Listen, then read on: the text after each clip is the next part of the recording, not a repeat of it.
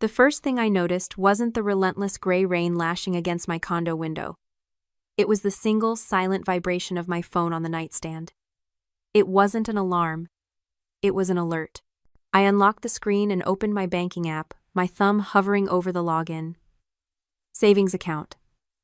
Yesterday it held $28,000. My life savings. My escape fund. Today the digits stared back at me in stark, unforgiving black and white. 0.00. The transaction note was brief, clinical, and devastating. Family investment. Authorized by power of attorney. I didn't scream. I didn't cry. I just stared at the gray Seattle sky and realized the truth. My father Jeffrey hadn't just borrowed money this time. He had erased me. Before we find out exactly who authorized this and why, drop a comment and let me know where you're listening from and what time it is for you right now. I'd love to know who's part of our community. I didn't call my father. I didn't throw the phone across the room. I simply walked to my kitchen island, brewed a pot of black coffee, and sat down to watch the rain streak against the glass. It was fitting weather for an audit. See, this theft wasn't an isolated incident. It was just the final line item in a ledger I had been keeping in my head for 27 years. In my family, I wasn't a daughter. I was the invisible fixer. I was the structural support beam that everyone leaned on but nobody bothered to paint. My sister Chloe was the golden child, the vibrant, chaotic influencer wannabe who needed constant investment. And my father Jeffrey was the CEO of our dysfunction. I thought back to 3 years ago. Chloe had decided she was going to be a lifestyle vlogger. She needed a camera, lights, a new wardrobe. Jeffrey told me it was an investment in the family brand. I paid $4,000. The channel lasted 3 weeks. I never saw a dime back. 2 years ago, Jeffrey's transmission blew on his vintage Jaguar. He called me not a tow truck. He said he was liquid asset poor at the moment. I paid $3,000. He didn't say thank you. He said, "Good girl." That was my currency. Usefulness. I took a sip of the bitter coffee and opened my laptop to the bank's security portal. I pulled up the authorization document for the transfer. There it was. A power of attorney form dated 5 years ago. I remembered that day. I was 22, lying in a hospital bed, recovering from an emergency appendectomy. Jeffrey had shoved the paper in front of me while I was still groggy from anesthesia. "Just in case complications happen," he'd said. "I need to be able to pay your bills if you're in a coma." I survived. I healed. I forgot the paper existed. He didn't. He filed it away like a spare key, waiting for the day he needed to unlock my life and empty it out. For a long time, I wondered why I let it happen. Why did I sign? Why did I pay for the camera, the car, the endless emergencies? Why didn't I scream sooner? Psychologists have a term for it. They call it learned helplessness. Imagine an elephant tied to a stake with a thin rope. The elephant could easily snap the rope and walk away. But it doesn't. Why? Because when it was a baby, it was tied with a heavy chain it couldn't break. It fought and fought, but the chain held. Eventually, the baby elephant learned that struggling was useless. It learned that the limit was absolute. So when it grew up, even though it became powerful enough to tear the stake out of the ground, it stopped trying. The rope isn't what holds the elephant. The memory of the chain does. That was me. I was the elephant. My father had conditioned me since I was a child to believe that my resources were community property. He taught me that my autonomy was a privilege he granted, not a right I possessed. I paid my rent for existing in this family with my silence and my savings. I believed that if I just gave enough, if I was useful enough, they wouldn't hurt me. But looking at that zero balance, the invisible chain finally snapped. The conditioning broke. This wasn't a family pooling resources to survive a crisis. This was a parasite killing its host. I wasn't safe. I was being harvested. I finished my coffee. The warmth didn't reach my chest, which remained cold and hollow. I wasn't going to cry about the money. Crying is for people who still have hope that the other person cares. I knew better now. This wasn't a misunderstanding. It was a declaration of war. I opened a new tab on my browser. It was time to change the locks. I sat at the kitchen island, the blue light of my laptop screen reflecting in my eyes. The digital lockout wasn't a tantrum. It was a quarantine procedure. Click. Revoke power of attorney. Confirm. Click. Freeze credit report at all 3 bureaus. Confirm. Click. Force logout on all devices. Confirm. I changed every password to a randomized string of 40 characters. I contacted the bank's fraud department and filed a sworn affidavit. I didn't ask for the money back yet. I just stopped the bleeding. It took 45 minutes to dismantle the access Jeffrey had enjoyed for 5 years. At 9:15, my phone rang. The screen lit up with the name Dad. I didn't answer. I let it ring until it went to voicemail. Then it rang again, and again. On the 4th attempt, I picked up. I didn't say hello. I just pressed the phone to my ear and waited. Ashlyn, what the hell is going on with the bank portal? Jeffrey's voice wasn't guilty. It was annoyed. It was the tone of a CEO speaking to an incompetent IT department. I'm trying to transfer the remaining $2,000 to the holding account, and it's saying access denied. You need to call them. Fix it. Now. He wasn't calling to apologize for stealing $28,000. He was calling to complain that he couldn't steal the last two. I revoked the access, Jeffrey, I said. My voice sounded strange to me, flat metallic like a recording. You did what? The incredulity in his voice was genuine. Undo it. Immediately. We are in the middle of a crisis. Chloe's business investment went south. The creditors are not waiting. It wasn't a business investment, I said. It was online gambling debt. I saw the transaction codes on the statement before you hid them. It's a liquidity issue, he shouted, the facade slipping. She's your sister. If we don't pay this off by noon, they're going to garnish her wages.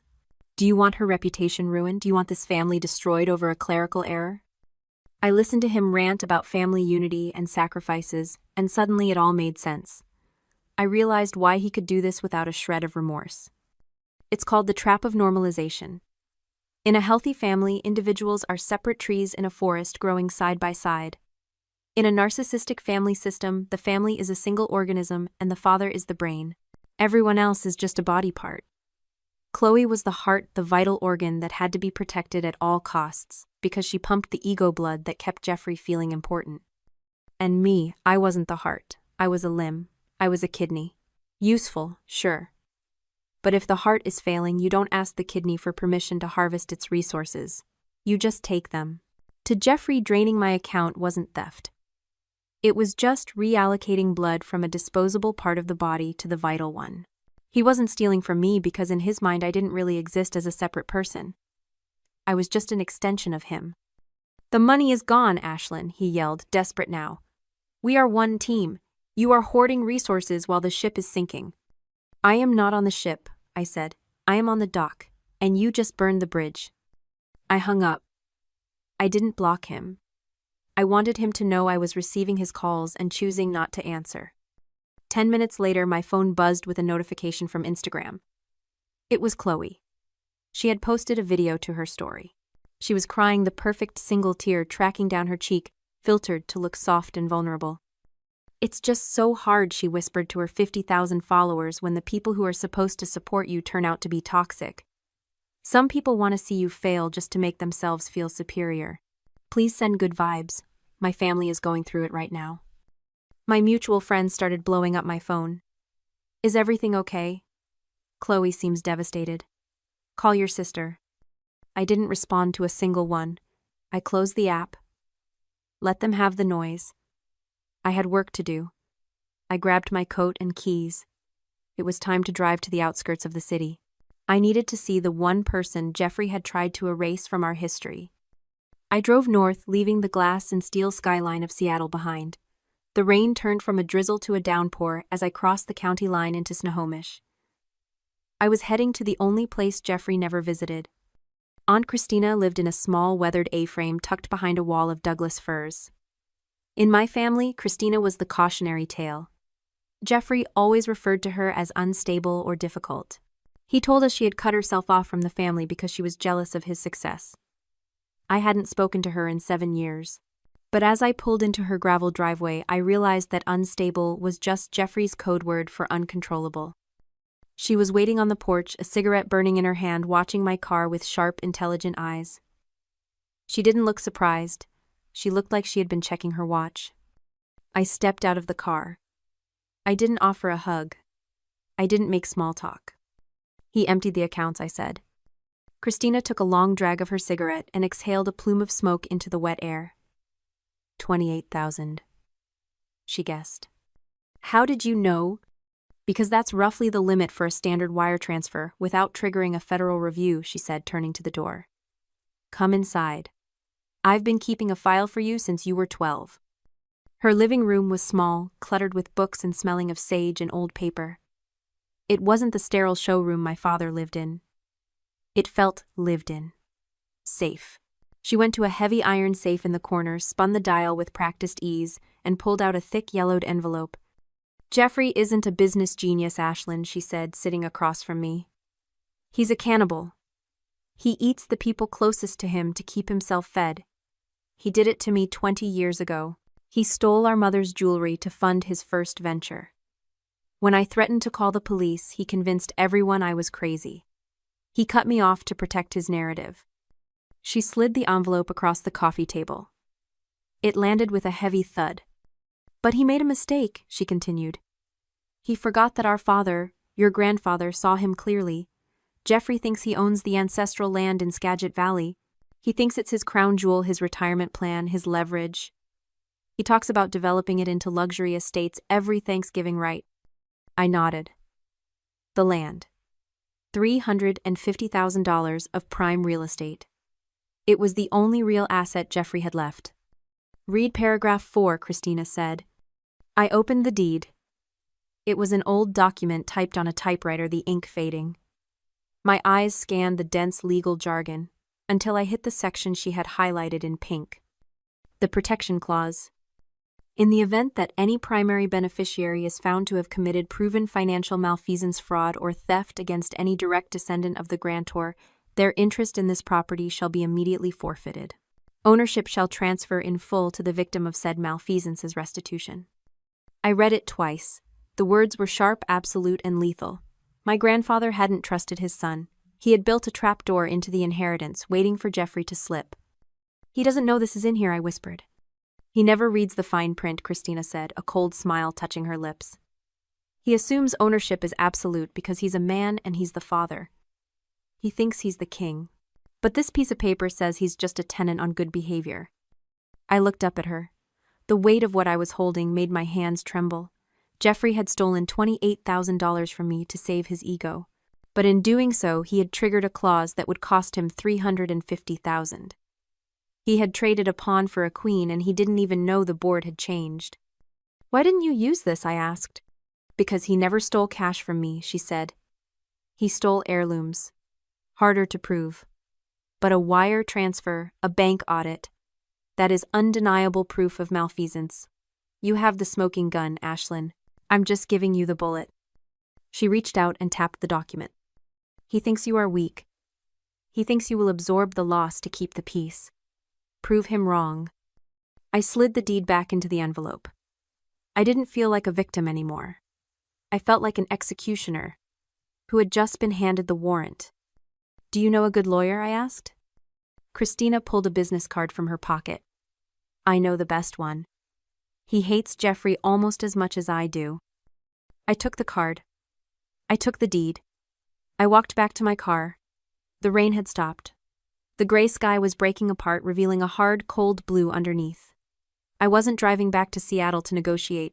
I was going back to foreclose. The lawyer's office was in a glass tower that pierced the Seattle skyline, a stark contrast to Aunt Christina's hidden A-frame. His name was Marcus, and he didn't look like a man who engaged in small talk. He looked like a man who dismantled lives for a living. I sat across from him at a desk made of polished obsidian, the deed to the ancestral land resting between us like a loaded weapon. The clause is valid, Marcus said, his voice dry as dust. Ironclad, actually. Your grandfather knew exactly what he was doing. He built a trapdoor into the estate, and your father just walked right over it. So we can file for forfeiture, I asked. We can, Marcus said. But before we pull the trigger, I did some digging. I wanted to understand the urgency. Why did a man with significant assets need to steal $28,000 in cash overnight? Why not liquidate a stock? Why not take a loan against the property? Why rob his own daughter? He turned his monitor around. On the screen was a scanned copy of a loan agreement from a private lending firm, the kind that operates in the gray areas of the law where interest rates are usurious and collections are aggressive. The loan amount was $28,000. The borrower listed was Chloe. But there was a co-signer. "Do you recognize this signature?" Marcus asked, zooming in. I leaned forward. The scrawl was jagged, rushed but unmistakable. Jeffrey P. Sterling. My father. "He co-signed it," I said, feeling a fresh wave of bitterness. "Of course he did. He enabled her gambling." "Look closer," Marcus said. He clicked a few keys, bringing up a comparison image. On the left was the signature on the loan document. On the right was the signature on the power of attorney form my father had used to rob me. "The pressure points are wrong," Marcus explained, tracing the loops with his cursor. "The slant on the J is too acute. And look at the date on the loan application. June 14th. Where was your father on June 14th? I thought back. He was in Cabo. He posts everything. He was at a golf retreat. Exactly, Marcus said. He wasn't in Seattle to sign a wet ink document. Ashlyn, your father didn't co-sign this loan. The realization hit me like a physical blow. The room seemed to tilt. Chloe forged it, I whispered. She forged his signature to get the money, Marcus confirmed. And when she lost it all gambling, the lenders came knocking. They didn't just want their money back. They told Jeffrey that the signature was contested. They threatened to turn the file over to the district attorney for identity theft and fraud, unless the balance was paid in full immediately. I sat back, the air leaving my lungs, the puzzle pieces slammed together into a picture so ugly I wanted to look away. Jeffrey hadn't drained my account just to save Chloe's credit score. He hadn't done it just because she was the favorite. He did it because he was cornered. If he didn't pay the debt, he would have to admit the signature was forged. If he admitted the signature was forged, he would have to send his golden child to prison for fraud. He had a choice: let Chloe face the consequences of her crime, or rob me to cover it up. He chose to rob me. He sacrificed the innocent daughter to save the criminal one. He made me the victim of a theft, to prevent Chloe from becoming an inmate. He's not just a thief, I said, my voice trembling with a cold new rage. He's an accessory after the fact. He used my money to obstruct justice. Marcus nodded slowly. Precisely. Which means his violation of the protection clause isn't just financial malfeasance. It is criminal conspiracy against a family member. This isn't a civil dispute anymore, Ashlyn. This is a felony. He closed the laptop. The sound was final, like a gavel striking wood. We have everything we need, Marcus said. The police report for the theft of your savings, the evidence of the forgery, and the deed. We don't just take the land, Ashlyn. We take his freedom. I looked at the rain streaking the window, blurring the city into gray smudges. For years I had wondered why I wasn't enough for him, why I couldn't earn his protection. Now I knew. I was never a person to him. I was collateral. I was the insurance policy he cashed in to save the thing he actually loved, his reflection in Chloe. Do it, I said. File the papers. Call the police. Marcus picked up the phone. You might want to stand back, he said. When this structure collapses, it's going to be loud. I didn't stand back. I wanted to watch it fall.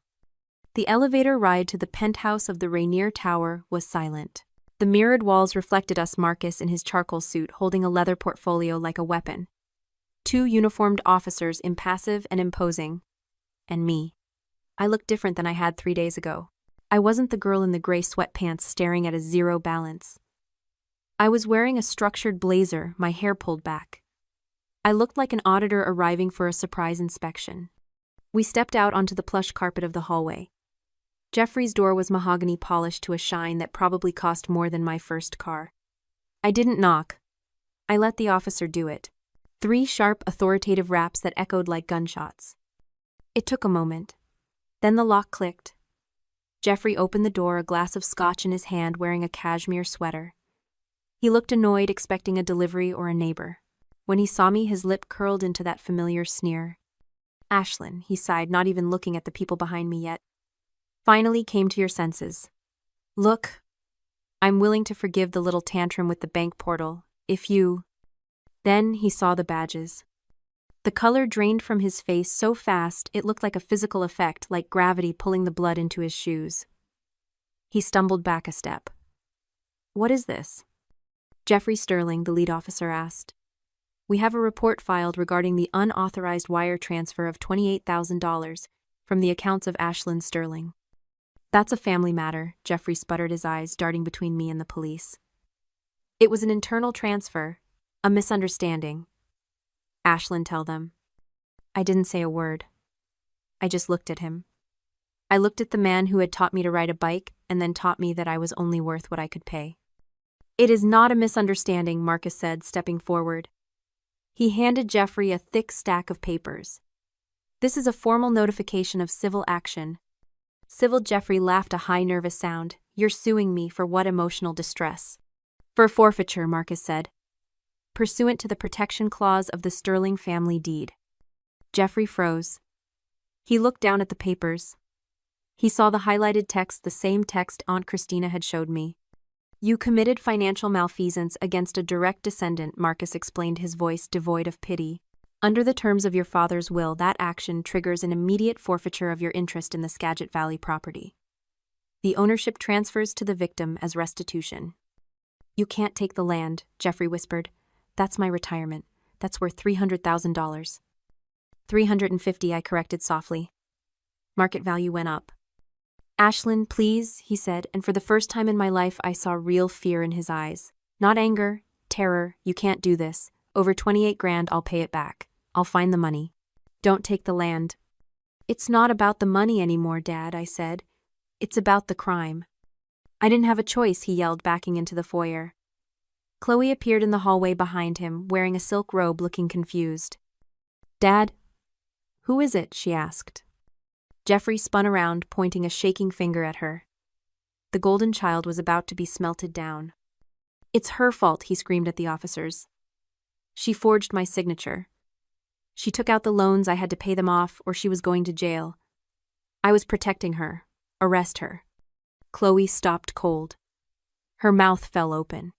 The betrayal was absolute. The family organism was cannibalizing itself right in front of us. The brain was sacrificing the heart to save the skin. "Dad," Chloe whimpered. "She committed fraud," Jeffrey shouted, desperate to shift the narrative. "I was under duress. I shouldn't lose my property because she's a criminal." The officer stepped past him. "Ma'am, is that true? Did you sign the loan documents?" Chloe looked at Jeffrey, then at me. She saw the ruin in his face. She saw the cold indifference in mine. She realized there was no safety net left. No Ashlyn to pay the bill. No Jeffrey to cover the lie. She started to scream. It wasn't a word, just a sound of pure entitled panic. I watched them turn on each other, bickering and pleading, their perfect facade dissolving into a puddle of accusations. It was pathetic. It was necessary. Marcus touched my arm. "We're done here. The process servers have delivered the notice. The police have the confession on body cam." I turned to leave. Jeffrey lunged forward, grabbing the doorframe. "Ashlyn," he begged. "We are family. How can you bankrupt us like this?" I stopped. I looked back at the man who had drained my future while I slept. I looked at the sister who had forged a signature and let me pay the price. "I didn't bankrupt this family, Jeffrey," I said. The words felt like granite. "I just balanced the books." I walked away. I didn't hear the elevator ding. I only heard the sound of my own footsteps walking away from the wreckage, steady and sure. The legal dissolution of the Sterling family estate was quiet, efficient, and absolute. It didn't happen with a bang, but with the scratch of a pen and the stamp of a clerk. Jeffrey fought, of course. He hired a cheap lawyer who tried to argue that the protection clause was archaic, unenforceable. But Marcus destroyed them in summary judgment. The evidence of the forgery and the theft was irrefutable. The judge didn't just grant the forfeiture. He issued a restraining order against Jeffrey and Chloe for harassment. The ancestral land in Skagit Valley, the crown jewel Jeffrey had lorded over us for decades, was transferred to my name on a Tuesday. By Wednesday, I listed it for sale. I didn't want the land. I didn't want the history. I wanted the liquidation. It sold in 2 weeks to a conservation trust. The proceeds, $350,000, hit my account on a sunny afternoon. I sat in my new apartment, a sun-drenched loft in Ballard with floor-to-ceiling windows that faced south away from the gray storms of the past. I looked at the balance. It was a staggering number. But looking at it, I realized something profound. This wasn't just winning the lottery. This wasn't even just revenge. It was a harvest. There is a concept in philosophy called the justice of the sower. It distinguishes between two types of justice. There is retributive justice, which is about punishment, an eye for an eye.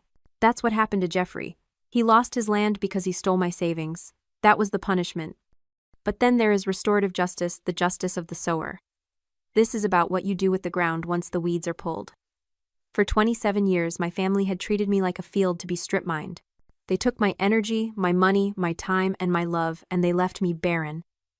They ate the seeds before I could ever plant them.